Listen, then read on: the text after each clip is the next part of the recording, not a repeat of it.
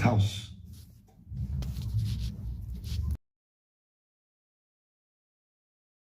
They have apartments. I seen a one apartments in Owerri. They are very, very costly. But it can't room. Mate, talk to God. Say a chineke. Nobody will give me. And I don't want my enemies to laugh over me. I told me Brugoni Hemo, that Bula and a village or I could have my mother over here. Because I want to be on my own. I told me any dream women. Because I cannot live in Abakaliki by myself. My batazo weringa, you know, so when they said it's 2-room apartments, unless I'm waiting somebody never got I told women I need my privacy. I told my mother work. My sister, my brothers, my banana relief market on the 18th of December. On the 18th of December, Canberra relief markets. That was December period. Maybe the rewire.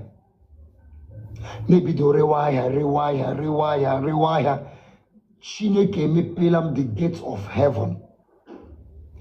Chineke me pelam the gates of heaven. I did not sleep early morning, 5 o'clock, and that period in account was just 300,000. As I just skyrocketed here, a total official was Cumbia was 180,000, Kroka no 92,000, China no 75,000, and then come Jade head north. Egomji then was not enough.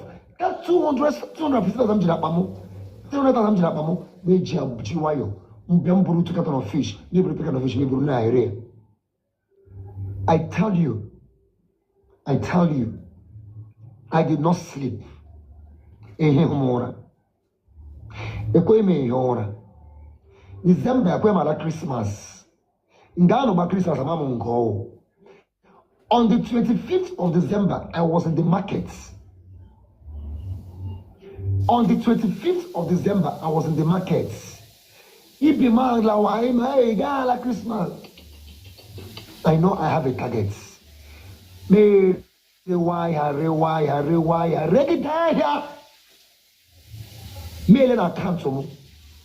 What I saw was 1.8 million naira.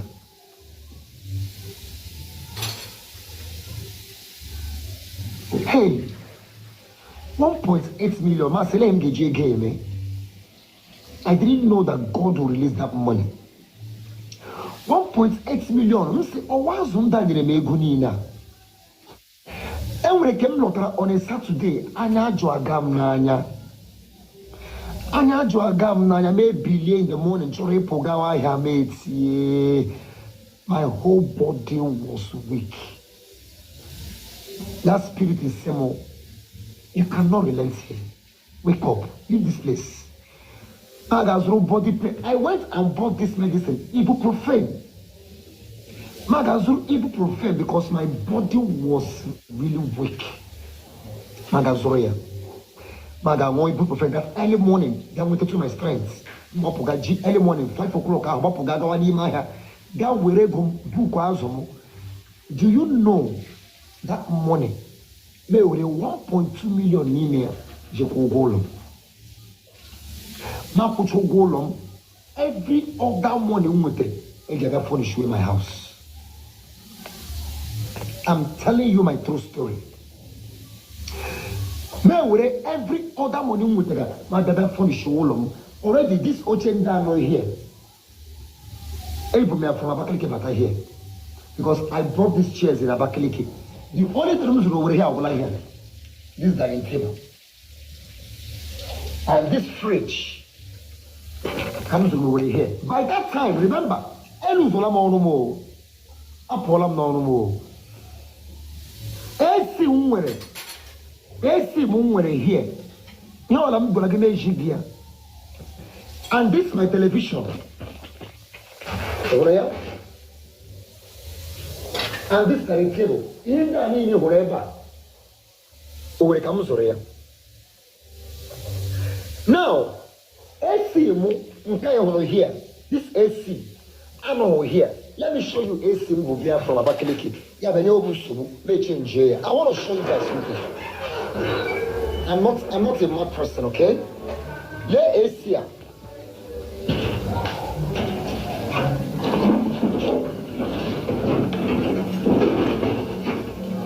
Ladies AC. I'm doing AC here. You AC here my guest toilet. You AC here. You AC here. This AC. Eshima Bakaleke. Buddha AC Baba here. That AC you want Musubu. I had a smaller generator. A very small generator in Japan. That small generator will get on my AC. Maga with 495,000. That go on another bigger generator that can carry my AC and my. I want to, because people say in the fake life. I'm in the fake life. Let me show you. Oh, I'm in the mission here. Oh God, can I keep this kitchen? All right. Call them in the mission. People say I'm a fake life. I want to video so near me, but I'm coming, man. Hold on, hold on. Now let this in. Let me turn the back of this camera, right? Just hold on. Good. Let this generator. Where on here? My guys, saw this generator. As from this generator because as about 495 or it's I think 95,000 here. I don't live fake life. For some of you that said I live fake life.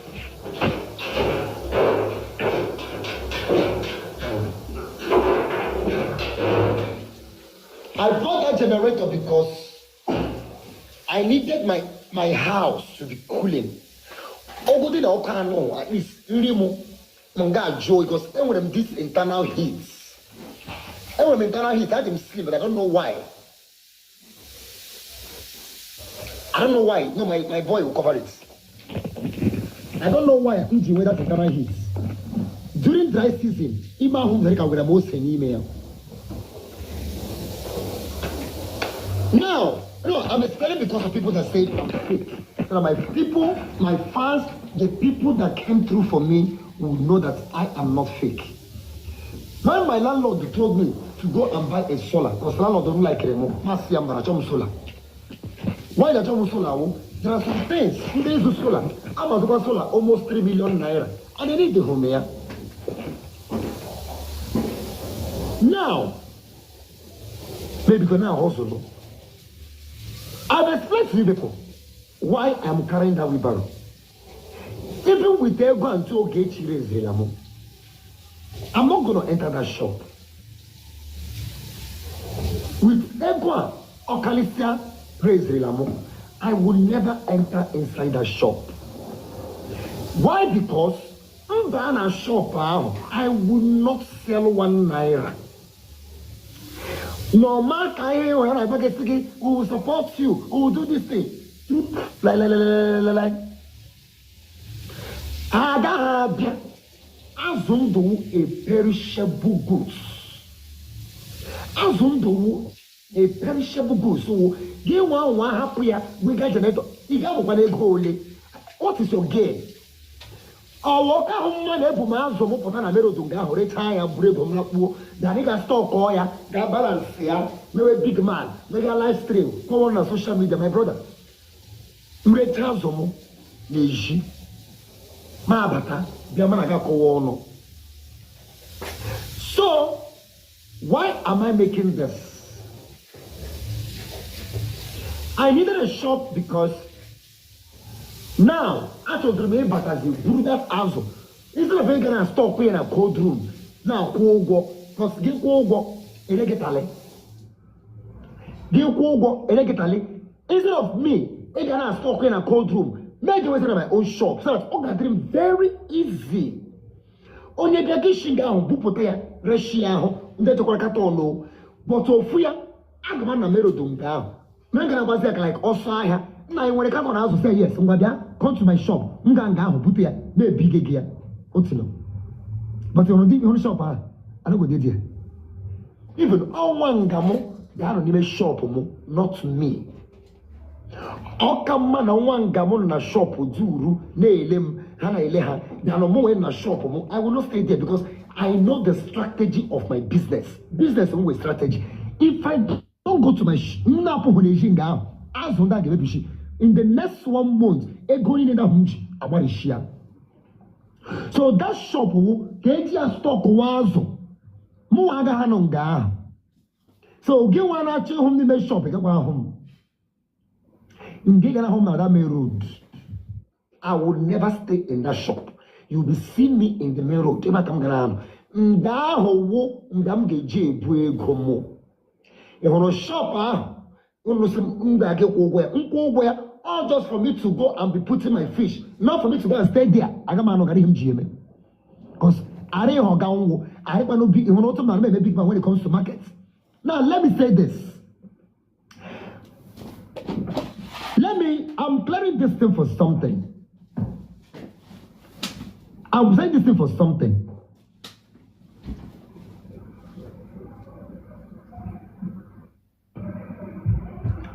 I am not in any competition with anybody. In that place, man, in Ransomo, I am very proud. I am very proud. The only reason why I'm going to on my camera tomorrow, Umaka, okay, nation, say how to make giveaway each.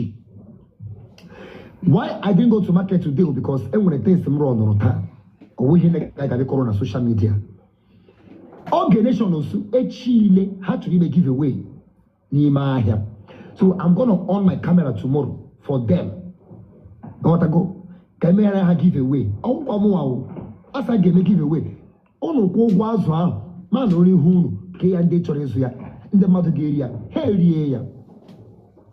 So for you, and let me tell you, ngabuta azomo animebu almost 8 to 9 cartons of fish, sometimes 15 cartons of fish must stock oil na cold room na rewind him always come just okay. So before you think, oh, we go, yes, I told Gachi one day when I mean home. Okay, nation, I love you so much. God bless you. But before then, go and ask question. And when anybody na low with it, Sinjia 1 naira. And when any cold room Muslim Gejia, go and look. I want 3 cold rooms soon away. I'm gonna call their names. Ghana Owere, Nambise Road, Galjoya na walk Kaha Street. Oga Larry. God Joe Oyana one Larry by Kaha Street. No. Giga Joyana or Johnny Best. Gigo Johnny Best. Gigo say to be so no. Go and Joe answer or Tedus. Joe Tedus made no. I have not owned anybody. Nobody. Now low. What brought about Barrow? Kebutre Barrow, Ijibaro Iraya. Entrako. People need Imaya. So I want to mirror that we are the problem. Why they don't sell markets? Ha Gagarian de Entrako bribe. I don't know what I cannot say what I don't know. Every day, Entrako na chwani. Every day, Entrako na chani. Every day, Entrako na chwani. Entrako maybe shiraham. Hell, my croaker fish destroy ya. Maybe shangwa hamo. Yeah, my table, would you share why? I want to make everybody in the middle down. We now plan and say, okay, since all the low time, can you say we borrow? Oh, I know Sahabi wala. Yeah, very easy to run. Tape and do to yabia. Tape brulai hamo. Oh, brulai hamo. He carried my fish. So I asked him what the best in the wheelbarrow hide. I want to have This is how I have been doing my life. I have never, I have, until Gechi, I don't chat her up. During the time, Anna about war against Abada and Damayana, Abada should come out and tell people that more racing for 1 day, but another 1 naira. Abada should come out and tell people that more racing, but another 1 naira. Or anybody that is close to Abada, let that person come out and say that I, Amadin Dubisi, came out to beg them for money. I never came. The only day I came here to raise money, the day I started getting petition. Ma bo hasi, leno akawebu mebu. Nde brana abia, nde koza abia ho. What will I do? Ma kushino. Because I don't know what I carry alam. I left it. And we move. I stood for the truth for Abada. I did not fight for Abada because I wanted any favor from anybody. I did not stand for Abada because I wanted anybody to give me anything. I did it with my heart. And I did not regret it. At least today in the history of IGBO, that racing fought for Abadago. Abadago will never forget it. I fought for her diligently. I stood by her side. And I believe in my own very day, Abada will stand for me. I believe any day Abada will stand for me. Abada will stand. Abada is a woman from anywhere. And also where I love boy.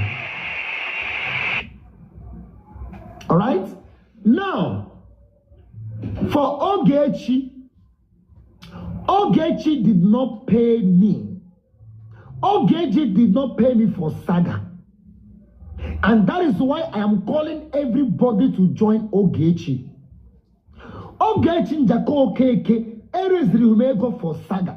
Ogechi gave me this money because ono koromono. Ono koromono. Ijele nando te ha koromono. How koromono? Setemu. Not just only Ijelo. Let me show you. This is it. Kamshikuno. This one. Ona huweke. Ona koromono. Gentle G. Somebody just tagged me to your video. Ona koromono kia. Gentle G. Okokoromono. You see? These are the people that mocked me. You know ya kokoromono. Gentle G koromono. That so as to come there in a barrel. Number 2 wemala. Go. Gentle G. People that will help you will never stress you. Okay, nation of love for Gentle G, you and your team, Koromono. All of your team, Koromono. Uno Koromono. Uno nine Koromono. Ogecha Koromono. Ogechi nando tuya okete munso. They brought me closer. They loved me. They kept on every day supporting me. Malaria is every day on my live stream gifting me money gone. Many of them kept on giving me money gone. A lady from Ogechi, secretly, Shinazo, yamu 200,000 last week. A lady from Ogechi, Shinazo, yamu. Let me tell you.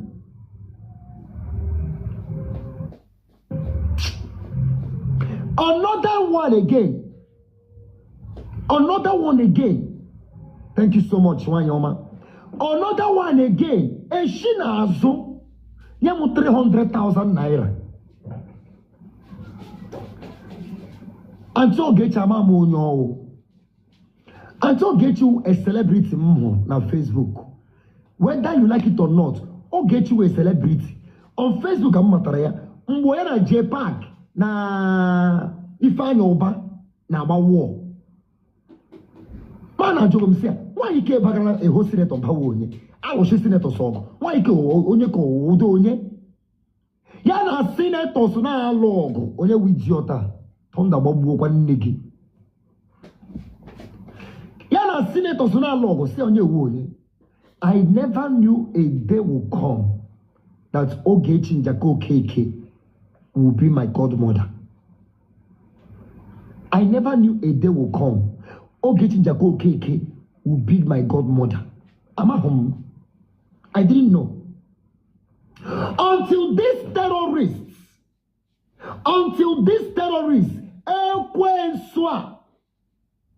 Ekwenswa na wijele udelonyo shi.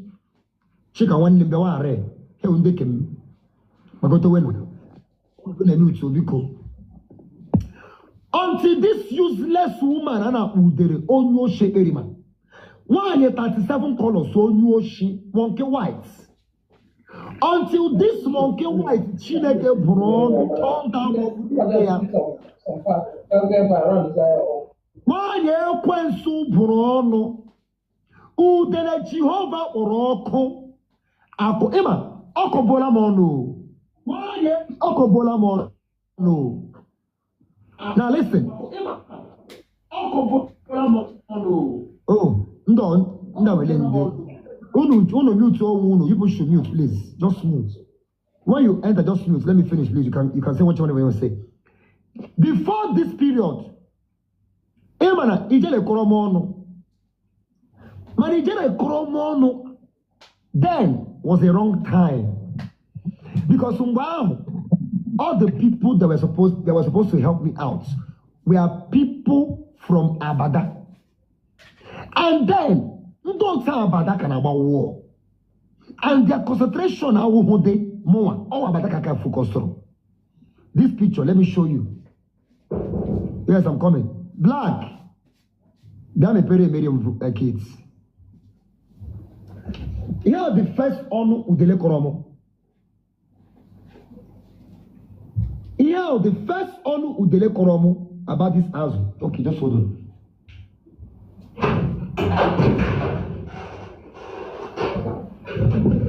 I'm going now. Okay. Mere gentle G. G with one work as a fridge.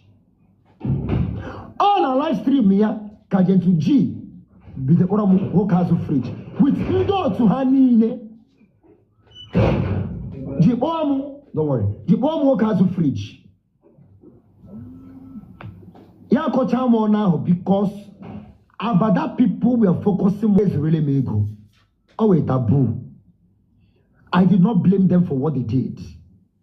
Abada cannot be inside the prison. I don't want mego or the whole possible. I may be me. For no, I'm a back at fire. I don't know because of what I did. Ogechi raised 2 million naira for me, including the 1 million naira I can achieve it from bank. So, Ogechi, you don't mock me. You came to ask me question by mock. You are selling with wheelbarrow. Oh, Hejri call gone. Ijela say, oh, so you cannot raise money for racing. That you know, also now Ogechi and her group cannot raise up to 500,000 in your natural shop. Ogechi say you have challenged me. Racing, how much will it take you to get a shop? Must say 3 million, 3.5 million. Yeah, say I get raise yanga now. When I do money for water, then I'm meant to go Ogechi, I did not ask her to raise money for me. I want to raise a ego. I'm not home ego. And when I'm still ego. Yes, I'm racing. I want to raise that money now. You went and raised that 3.5 million. Currently now, I give them 2 million. With that 1 million for Yeah, for 500,000. Now you see. Yeah, so this, they play, they show. These are the genuine people that come for me. Yeah. Ijale challenged Ogechi. Ijale challenged Ogechi that Ogechi cannot raise. Small. They don't even want you to rent the shop. They want you to buy the shop. That they want me to buy it. That don't. Now, let me tell you. Ogechi say, I want you to buy the shop. And the shop now, I'm gonna here now. And with my agent, I had a look here. Even the shop would already easy. Oh, a very difficult thing now. I have a look here. Before the end of this month, I'm a gacho here. I'm a solar shop. Ogechi raise that money, challenging you useless delay. Challenging you useless motherfucking udele chineke oroko wanyo toya na apo udele chineke brono wanyo kwensu oroko. You came to mock me. The organization celebrated me. Udele, you said that namage ehura because you posted my video. Ogechi Semo, go and sleep. Now, Udele, right now, 2 million is chilling in my account. Now, since yesterday, who is now awake? You are the one that's awake. I'm sleeping. Do you know, Sheikh and my sister, that the same video this useless woman made? People are coming to my inbox asking me for my account number. 2 of them sent around 50,000, which is 100,000 this morning as I speak to you now. Chai, God. From that video, from page Udele, the man of Semo, I wish my brother is like you. Now, oh,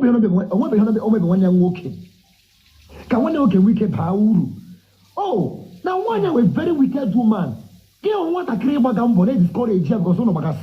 Why would you insult that young man? The man privately say, please don't mention my name. Here we go send the Aram. Cause that send the Amigo. I'm then down. I don't know who they are. So, Udele, the video you made for me is bringing me a lot of opportunity, a lot of people, a lot of human beings, people that have come to support me. Udele, you will never sleep. Oh, there's the one name go. Adake, when I'm comment section, I prophet like what happened? Raising one name, Kanko will be found battle or one name, madam. Good morning, everybody. Ihe nchọ ikwu ebe a before mgbatu bụ na one thing jikwa wee love racing now na afọ ebe a bụ the fact that racing bụ nwokorobịa na-agba mbọ, something a lot of men, young men can never do ka racing na-eme. Now, ọ bụrụ na ị nọ ebe a na-enene video a, na-enene live stream a, I would want to encourage you, biko, ọ bụrụ na onwe ihe ọ bụla ị na-eme na-put food on your table, ma ị na-ere nri, ma ị na-ere azụ, ma ị na-ere pure water, ma ị na-ere bottled water, every single thing ị na-eme that is putting food on your table, please carry it on your head like gala. Post it on social media, advertise it, let people know. You never can tell where your destiny helper is coming from. That doesn't mean that if we buy the maybe madam or free getting on social media and mantinye on because nini razmo nini reni, nobody can shut you up. I wonder why someone who is not doing anything is mocking someone who is doing something. It's amamo dika country anonime, amamo dika environment anonime, na onye nwere ife ọ na-arụ na akọ onye nwere ife ọ na-arụ ọnụ. Na fake life if I go too much na social media, made a lot of you ama fuziende di legit una narama. Just like somebody now, Obia or say go do nehi name oh only na better than my comment section, broke, poor, all those things. But and I'm only a move me, more than a move him. People don't expect me naturally make video. Yeru no week, yeru no talkie way. bịa ka address unu because na unu na-feed m na social media njikwa aka mmepe. I will never do that. Nteta ụra dịka onye ara chi ịgwago okwu, I will talk to you. You watch or you move, as simple as that. So biko unu niile na watch video, make sure you post what you do on social media. Do not be ashamed of your hustle. Remember when freezer mana azụ whatever you do. Madam nyekwere ego akwa toilet ka m na-ekele ji ego m gbaji ya mba ọ ka mma ka m hiwere ebe ọbụla m hụrụ gị hụrụ m na enweghị m ụlọ ihe awa akpọ m so chije na aga eji wayọ du ruo nga ịghọtara since yesterday. I'm the history of one from day one. But I got on about I need now they were TikTok. We also and grace and they will never have it. Oh, they made it again. But I'm surprised na ngahaha. I need a one week one I need no target one. I got it up on social media as in anything daughter, your grandson now. Not how could they get the grade? And only in case you see a case no man one wicked that no to hate see mother just like that. When you know what you home again.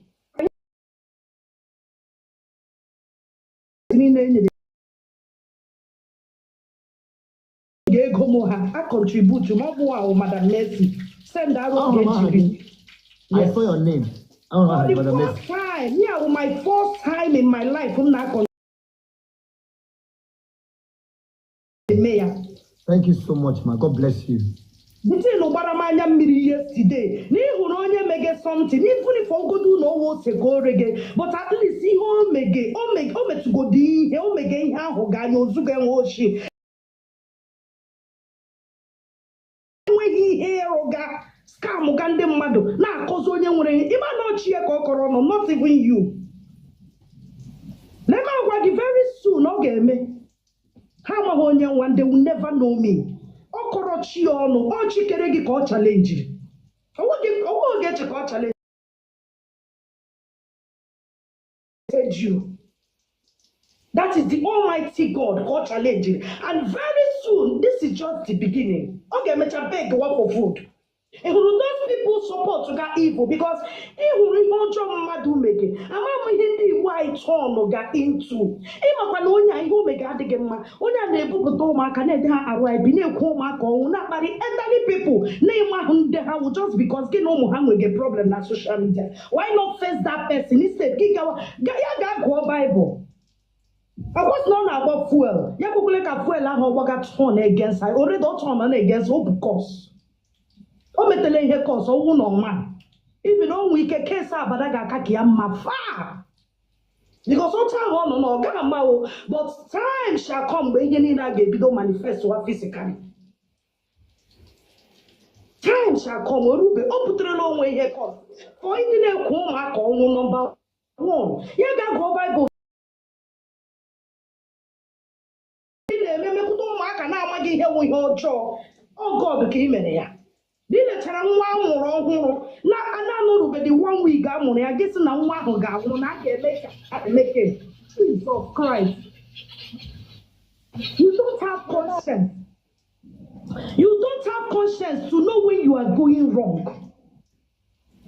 When you are doing the wrong thing, you don't have conscience. I know may hold them people are gifting you. Ndị mmadụ na-ewere ego na-enye gị.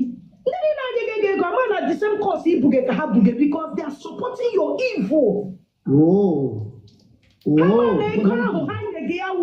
Indirectly, they are supporting all the evil committed on social media. See, I go on. But see, how na cause will be upon anybody give together for any reason. I'm sorry for them. Time shall come. Okay, be do mere. For now, you will also have oge chagalafa o. Oge don't go far. And when you forget, I want the story. Oh, because of properties. Oge na ro na no 16 hours. Mu wa ji anya mu wa singa korola man koro. I know the story. I want na Facebook ochoro kwa biawa. Kenina envy and jealousy. Oh, go to story and give how many years. The same story. story every day. The same story every hour.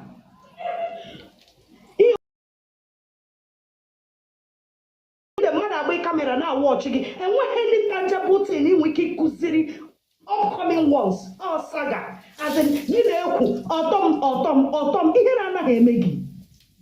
Then have a Tasia na TikTok have lies upon lies. You need a hakoga na gauge. Okay, I go to be face to face. I go to be more get face to face. Oh, call out and watch Ghana. I want silent observance on high war. Now watch it. How much about the truth? Oh, go get a Mary Lunu Nekowas. Why can't you people go and sit down in shame? About TikTok.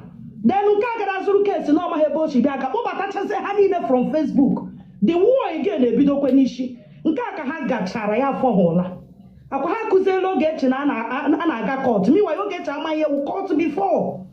O get feeling no ka aka onu ka ala ihe obu onu iko ya akukura ga ndokwa ha nwa na ajo each and every one of them ye ya go on na social media. Iko the history of each of them problem ha no get nwere. Okwa ha nwa choro get nkwe nke o get choro.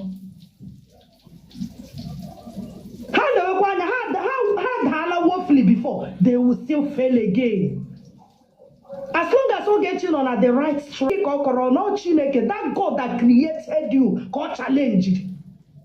Because I believe you want a mad one or what. Only they know what I catch it. I don't know what I believe you know what I want to say. I will get a chawa. But Madu Potara Chena Yabu Chineke. Nayaku Kunoge, man, who are you to say a thing when God has not? The only thing now I want to advise Sister Choma against today. Just not run at the side of Christ. Then Lewezanya and make sure need a bebero. Lewezanya toge she agazi. Oma hokorogi she will beg. Okay, no time the same people that give together on social media. Okay, now I see her the same thing, and none of them will be there for her. Oh, kama. Oh, kama. But him na rogi wo etikola kana hojo. Bara hojo so. Because some we bara hojo so. Kiga huna chineke ga logo go to the last, to the end. And be very careful. Be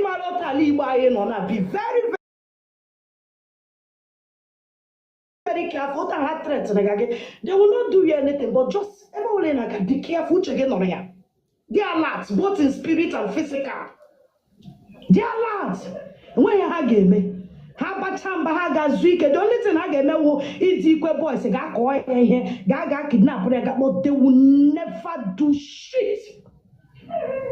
Oh yeah, Chineke so. That is why they say Chineke. Chineke, let's say maybe so opposite.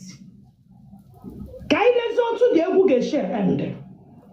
Our mama korogi. Ihe mere gi advert o. Ihe advert ko mere gi beto ma and don ye mere throughout yesterday night all regret ga. Oh, that is all the one there. All the one there for your mere. In the right, madam, in the right. All the other yamma. Also, she plan all your work to the thing. She that thing just to frustrate you. That thing, we had a make a control back inside. But here, home, I don't know one step announcement to go anywhere to take it. Because anywhere Johnny made a muddy home, you do mother account. All you use that I will get because I will get when half of gold and half of things. Because when you were, I want to say one thing, okay? Then I will go down, please. Yeah, you go down. My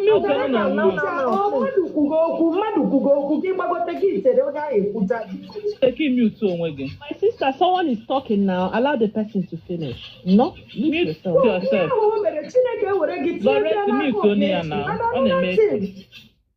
Never you in life will betray onye mere gị ọma.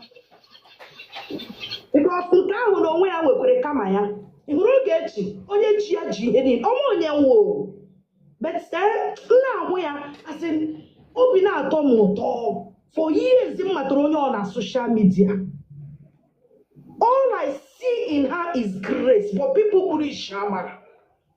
Ogechi wụ somebody My lord, ka m titụrụ gị ọnụ biko ịma ihe i kwuru na-akpalitere spirit m ka m preach tụtịrị gị ọnụ ịma ndị a na blue app na mgbe ha jidere oge one woman jike jidere oge nọ na-epreach that na n'oge na-edo ụmụazị rest in peace n'oge mere ya nke a n'oge mere ya nke a so adịzi m surprise ha ji bịazi ebe a na sọpọtụ ijele na-edo ụmụazị rest in peace ijele na-eme ụmụazị ihe niile ijele ga-ewepụta gị wepụta picture mpa gị kpu isi ijele ga-eweta ya mee ya everything so why are they supporting her? Hear the truth. They like lies upon lies just because now Ogechi na-enye ego na social media they want to keep on lying. They want to keep on using the name of Ogechi na-atụrụ ndị iberibe achị because apịrọta nọ na ana m ahụta anybody that is listening to their rubbish onye iberibe like them. Because what time nọ na watchwara gị nwa na uresi na social media my brother gị ọta m na ịnwawo ịma ana m observe ihe too much I know the comment but m ga-anọ na monitor. Enwere m spirit of discernment. When I monitor gị watch gị 1 month 2 months 3 months 4 months 5 months 6 months m ga-agbata ihe ewu onye ma ihe otu ị kwesịrị isi na-eme ọ bụghị ịbatara na TikTok ịbata na social media gị n'ụwa m gị wabụọ ya gị buru kọs n'ịma ha ebe o siri bịa gị buru kesi n'ịma ha otu o si bido ọ dị very bad ịchọgodi site one person jụzie ka ị mara how the story siri dị before gị banye n'okwu ị na-amaghị ebe o bidoro ị mana datin egbuole so many people today. When they want to that of carelessness because how brulo let me cut you short small. Also dear man, you said you at work. I'm gonna request yours or no? If Ibagote and what she bugote, Ibagote, gi ikuchazi onye ozo ekuwa. Racing Kambada bugoto so dear call request. I will come back up. No, ihe ọwụla ị na-eme jideshi Chineke aka ike nwee ihe ọwụla mmadụ pụrụ ime gị lekwa Ogechi love her as a sister just ekwekwele ka mmadụ deceive gị because ihe ha gwakwa gị esi na ihe ha na-eme ha ga-abịa plan ọkwa underground otu a ga-esi bịakwa ka ya rukpuru gị ka ịbịa kọwa Ogechi ọdụ but I know that you are intelligent now it will not happen you have wisdom mmadụ onye ma ihe a na-ahụ onye mere na ihe ọma ya sịsị owe onye ọjọọ because ọ grupu ha ihe ha na-eme ha nara ebe a taa gị che ma ha hụrụ gị n'anya echi ha switch ihe a ka ahụ zụrụla kesi na-eme all the same life onye o mere o ji amakọgara ha na ha the same life and ike ihe niile hụrụ ha na ha mege na ha rekọdụgacha onwe ha ke regọtụga ndị ke ọgwụwe ha niile the same character that is why o ji nabata ha anabata because ha hụrụ onye kpaga the same character ha na-akpa ngwa gịnị mere nke nwoke nọọsịa no Germany ji ọ gaghị ga meet Chokomilo ndị agadi ibe ya ọ gaghị meet ndị nke ọzọ ụmụ nwoke ibe nọ na TikTok ya bịa na-ekita ụmụ nwaanyị ihere eme ọ mara ihe ka eme ihere ya na-ekita ụmụ nwaanyị everyday bata na TikTok from day one ọnwa kọni enweghị good na ga-amụta n'aka gị agwara m somebody kpọga ya nna anyị the other day m say hey I'm ashamed of onye kpọga ya nna anyị because o made it that thing at his age ya gakwuru ndị nke ọzọ mege TikTok ebe a ga-aga ime interview ya amụta ihe ebe ọ ga-aga ebe ụmụ nwaanyị kọga ọnụ so Ogechi na-eke ọtọ ndị mmadụ Ogechi na-eke ọtọ ha nwekwara idea na iji megelele mmadụ o nyere ụtọ that girl n'ụwa ya bịa were nwa ya dọọ isi na onyebe mmadụ ụtọ that lady o kworo ekwu ebe a beti ha ama na akwa ịma na ụmụ benko n'online ha nwa bụ ndị nke ụzọ bata TikTok ọ ha gwara gị ha achịchaghị evidence ha gị nwa mụ na gị ma the story very well ma ama na even anyị nwa na-ekwukwe December ọ dị fa o nwe ike ọ ga-eruo month or 2 months na ụdị saga ha na ha ga-agba ndị ego ga-esere ha anyị nwa ezigbo saga na wow enwe onye bara n'ime ebe ahụ ke zụrụla kesi bara na survive ime ị na-agwa ya filie n'ọnwụ ahụ ha ga-edisgrace gị ha ga-ebi akwa ịma na enwe nke kwụchara ya ụgwọ ụlọ achọghị m ịkpọ aha ndị mmadụ enwe nke kwụchara ya ụgwọ ụlọ for years support ya gịnị ka o jikọ ya ọnụ akwa ịma otu o jikọ ya ọnụ ma ndị ka ọ kọrọ ike ha resị pas onye kpọ ya mee travel out of ike ya wụsị pas so na-eyi fake nyash a na-enye mmadụ ọha ma na-enye ya and anyị makwa na ndị nke ọzọ ha ga-enyegide ya na because ya ji asụ ịga gị ego a na ụkọkọ oge ịchọ ọnụ ya ji asụ ịga times are come very soon na ha ga-akwụsị inye ya because ke nwoke nidiri ego and ihe o ji abaga n'ime ya wụ ọ nọrọ na fa wọcha ya before join ya na TikTok bịa hụ na ọnwa onye na-akpa ụda agwa ọ na-akpa anyị niile ma na onye ọ na social media na onye shakpa rice. So when I know onye nke a kiriyo, and don't want onye na-aga the same line ọ na-aga. Although she bazie n'ime hapụka the right place o kwesịrị ịba. Na she see through her ka ọ bata because all the same character ka ha niile na-akpa. Then onye nke ọzọ Madam Biko. Yes, so because ka hapụ unu ka ndị ọzọ nwee ike kwuo. Biko onye ọzọ. So my brother, I encourage you. Kwụsike nke ikwu onye na oge chikwa ihe na-eme ya. Reason, one reason can you bagote? Yeah, but the second platform na bagote na Elder, good morning. Now, I just enjoy continuing here. This our sister who. The say that na these people away from there. Umwekwensu mara ebe fasipota. Umwekwensu mara ebe these people. Ijele even since this thing video. Ndi akwa nasi ijela ajukwala ese. If you can see abwali around her now. Na abwali na enye 10 kobo 1 naira. Oche no na enweta ego. Now Keke oge si bata TikTok, the same auto Google. See from Facebook. I went the video. Ebe oputa we si na oge eje TikTok we eje be akwa. Na oge eje be akwa ka o we destroy ya afọ oge. Oge we si angwan kai ba TikTok. O ka oge si ba TikTok. These people are na-ekwu gịnị ka unu emebe this woman. Gịnị mmadụ na-agba saga to the extent ịgaba be dibịa jetụbụ ya na-alụsị gịnị ka o mee unu nwachọli okwu bịa na nke ife ụdị ekwensu ndị a bụ ịma na oge nwee ebe onwe a place acquisition center n'Enugu ndị widows ọ na-train widows there.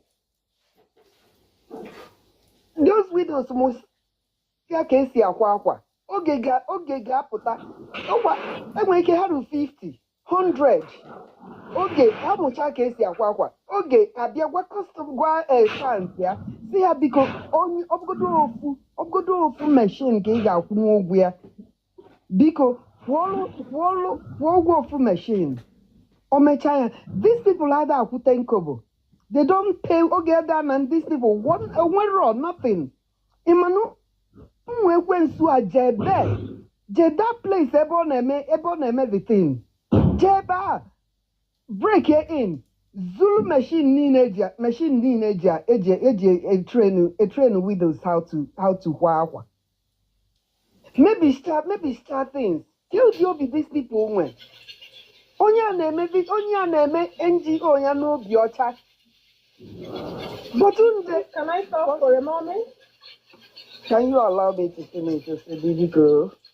You will talk. Okay. I must talk. Okay. So these people, JB, all those things. If my God apụta, one thing ndị aji akasi onwe phobia say, oge onye ọbụla hate oge, onye ọbụla hate oge.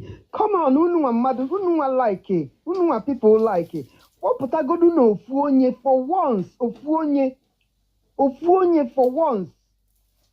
Raise the person ego.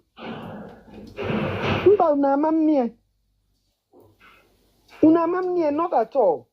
But all just saying actually around. But reason what I'm trying to say, I did this thing yesterday. These people got but we do anya kind ne also di no carry go. Okay, thank you so much. I want to tell Reston something. Where is he? He's not around. Hello, Reston. He can hear you. I'm sure he can hear you, but he might not be here to respond, but he can hear you. He can hear that thing on him, that business on him. Okay, he's here. All right. Reston, please, I want to tell you something, Business has in name, okay? Be proud of it, please. And another thing, Imana that video Hana did maybe na ano rain. Imana imagine no say something. Oh, when something you could add. Okay. I got a far because all right. I want a fan can. Okay, the see can I hear maybe just be proud of your business and they should come and make a video of you again. Today, I got my live stream on Oluchi Denko with my fake accounts. That's no gate of Kromogwa saga.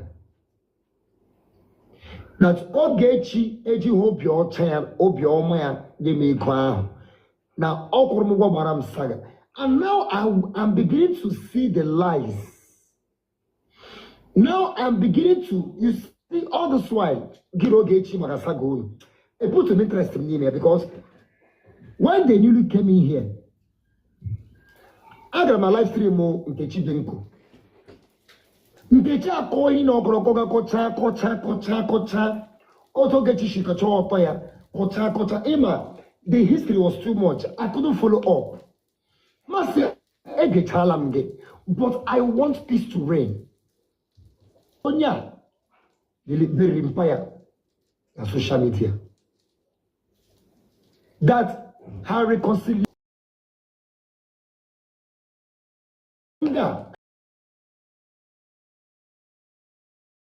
Habia here, and I'm a man hono. My major problem is not these people. I have not been. Look, you get you one wine. Oh, no, Kigwe. My mother won't know Kigwe or Kigwe zone. My mother won't know. Okay, I want to go see very way that it is saga. I got my point to Gechi one even a life saving one. Because Gechi Benko, oh Gechi did not pay me to saga you. And I will never saga you.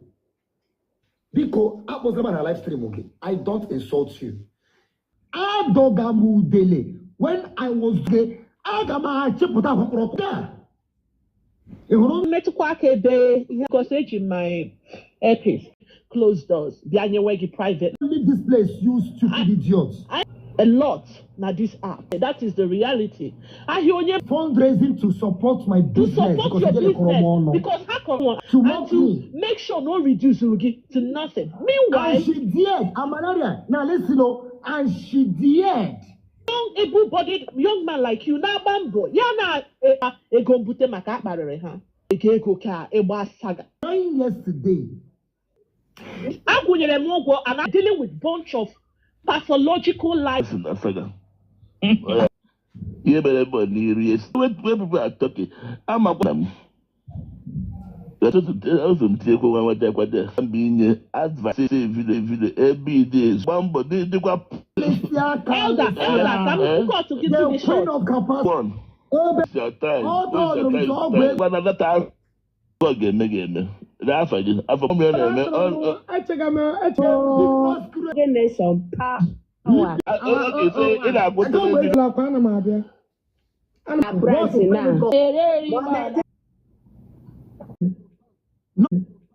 Not even for one day. The way Njirohu Abada.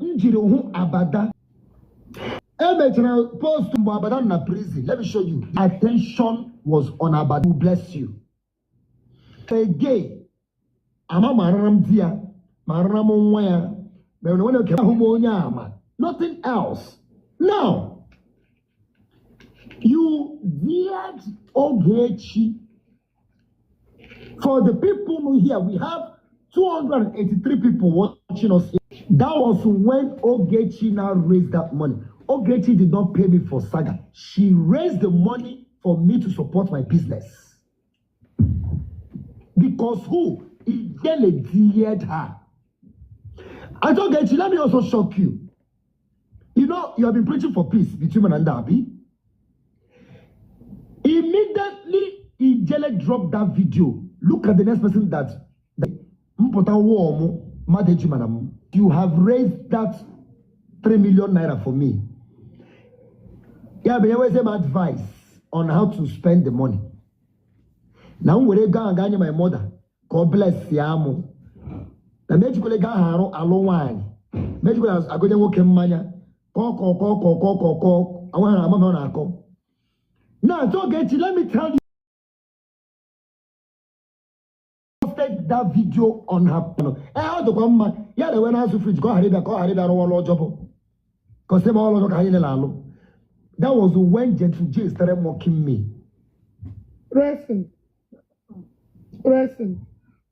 And Nemuku. Yes, ma'am.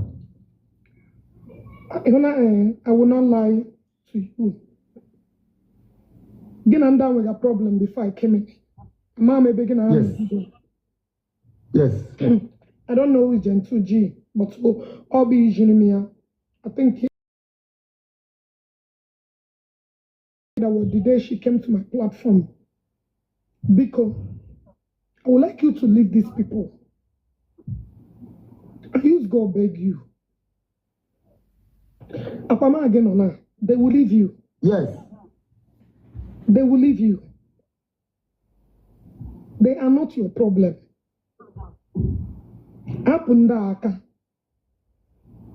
I'm in a video. Ignore them. They will leave you. I want to come in a video because let me tell you, your miracle just came. Nobody believed it. You have been on this helping, struggling for someone. Nothing like this have ever come across you. Correct. What went wrong? Okay, I could get charged for your TikTok tomorrow. Because, but I'm an ambu my squad there. Squad my whole squad in the TikTok. Only in the majority of them. They did not even donate. It's only 1 or 2, if I'm not mistaken. Because Apu Gentle G, Apu Freda. Let me tell you, Udele gang, Ngogagana. Jeremeshigi Udele. I want a picture in age home. I'm sending a picture on WhatsApp. Let me show you. You deal with that picture. Ima before give I don't call the woman already. Alive today. No, wait, Uno Chere. I'll go no time. KJ make experiment here. Ima, we are doing experiment today. Amama an esque record the one in my way life far. Uno serious record on you. Thank you, my baby. Okay. I love you, sis. Thank you so much. Lenny, I don't know. Jimiana, Osun round. When you know, no montuary, actually, they gave him a lead. Let me get my soul. When you were montuary bam, lay down, what do you wear? Gila lips here. They got man a bam. What because God rest what you can go down there. They got man a bam go. They got bam on your own. I know the bam where they are montuary. When you bam dead body. Ihe awa ni jele ga nwa amu. When you were bam dead body. O di ka baba buru isha. Baba la ni isha ji ga Abuja. Ihe awa ni jele ga nwa amu. Chineke ekwefulu ihe ọjọọ. Baba buru isha ji ga Abuja. O di ka okuplaturu ishi ya. Like I was saying, because if you will listen to me, now you know my OG nation. I don't have problem with Jen. I'm on your own. But thank God I knew her today. And Freda. What I go happen that they will leave you. They will forget you in due time. Because when you stop talking them, paying them attention, they will focus. Udela is the main bone of contention here. Everybody's house. What I go? Because if you will hear me, my big problem gonna have video, but it's not deep. It's not that deep. It is the bone of contention here. You want to go? I got my kugu dele kugu ya. Okay. In fact, nde merinaga chitara. I buried them. They were only looking for a place to breathe. That's why they are running to the. See, Udela. Anyway, I want to go to my platform, but I will address you here first. Who is already there? Who is already Google? who is Nwani Burudia? Who is all this goodness and fake accounts on that? Who are they? They came from Blue App. They are my enemies. You brought them. Bemano, up the Google, come on. Nwani Burudia, Bemano, come. And they came to your platform to chastise me, to bully me. People, they cannot know the problem. But why are you so? Burundi can come Burundi keki. Can you look here? Stop panicking. Oh, Gokana. I don't know why you're panicking. You shouldn't panic. You said that they will finish me. Let's see how it plays. No nation that you're quitting. Turn down my boogie. You can't quit. I get it. Mata Bazirano. Agabam Sagabalim Sagalem. Nugi in Abasaga. In Abasaga. Muna give face 101 battle. When I face you that that's your main wabuki, then I say, I get cannot face me. Can you face me? You put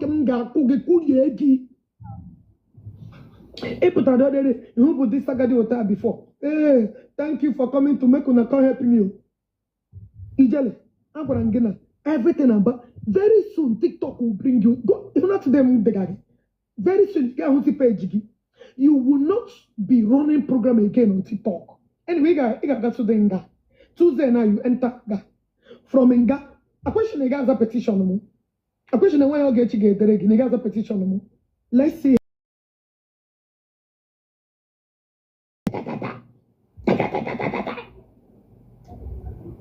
Come down to my platform and go bye bye. Move, okay, move, Eba. I know they're there now.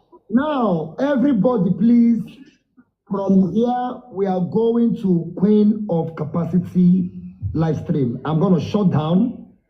We move to that place. Oh, no, Wala, Bikono, Gawan Eba. Eba Kainaga now. Right? Bishop Alala. We move Bishop regardless. Alala. Bishop Alalo no Langba, Pacron Gongo, Lamano. Labano, na misa gusiwo.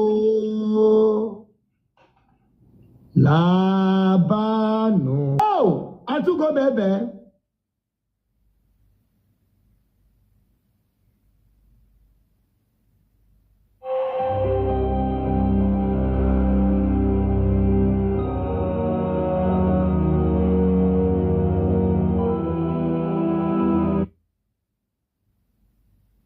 Hi, let me tell you about a new AI that can literally trade with you. It's real. You set up an AI that can trade with you. It works on your real account. It watches the market. So, talking about the useless mother of Martins Olsey, I wrote a petition and I'm going to be suing her. She has to. So, lately, I'm sure that you people have seen a lot of these videos. In a particular video, she even laid an allegation against me. She said, I know about the kidnapping of the Oyo State's children. Very sensitive topic and a very big allegation. So she was laying an allegation against me that I probably had a hand in the kidnapping of those children, right? Which is very, very insensitive. And people say very dark man, sue her. Now I'm just seeing this video where she's calling my mother useless. You see, well, back then, if you call my mama useless, maybe you go really get the best out of me. But now, if you say all these things, I don't really care. But back to the allegation. Different persons have called me that they want to sue her on my behalf. I told them not to bother. Even Barrister Marshall, we spoke about it. People are disturbing him that I should sue. I told him that I'm not suing this woman for nothing, right? Anything she likes, let her say. I mean, at the end of the day, it's not like police are coming to arrest me to say, oh, one lady said you did this, so we're arresting you on that basis. No. All what they do on social media is just to talk. The other day, I think I saw a video of her where she said she won't go sue. I'll be waiting, she doesn't, she won't go do. I just saw her somewhere. I don't know. But at the end of the day, it is what it is. My own, I'll just give you terms and conditions. You understand? You can say anything about very dark man. You can say I buy somebody. You can say, you must see one which they went to say I sleep with small children. You can say that. You can say I be kidnapper. You can say I be bandit. You can blame any allegation. You came late. Well, you have someone already, though.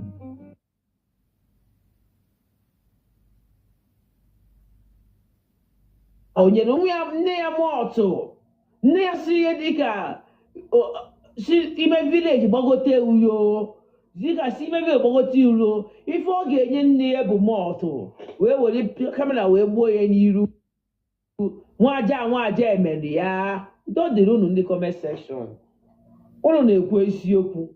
Ono na-ekwu eziokwu onye nji wee like unu ya ka njikpa unu ụmụ ọgaranya maka na ndị ọgaranya ada asị ọgaranya ada who send you this message gentle na Chika Jane send me the message Chika Jane send me message so I dey give am the 1 million reason why nje si ya na ya kwa okwu nwaja na mu wee choose go bisisinga. You understand? Ekele olu eke.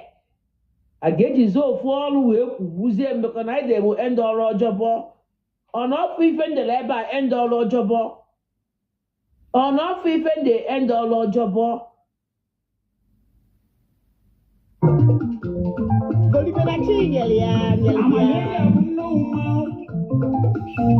I'm a lady, I went to you.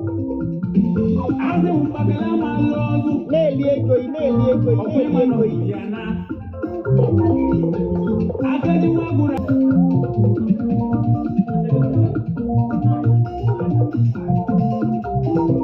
are you sharing?